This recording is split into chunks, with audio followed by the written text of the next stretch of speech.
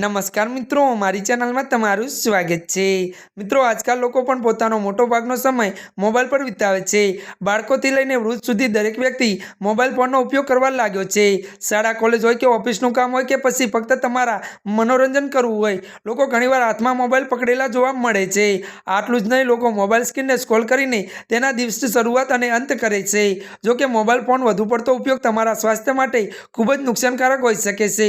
જો તમે એવા લોકોમાંથી છો કે એક જે સવારે ઉઠીને સૌથી પહેલા મોબાઈલ ફોનનો ઉપયોગ કરે છે, તો આજે અમે તમને જણાવીશું કે તમારા માટે કેટલું નુકસાનકારક સાબિત થઈ શકે છે।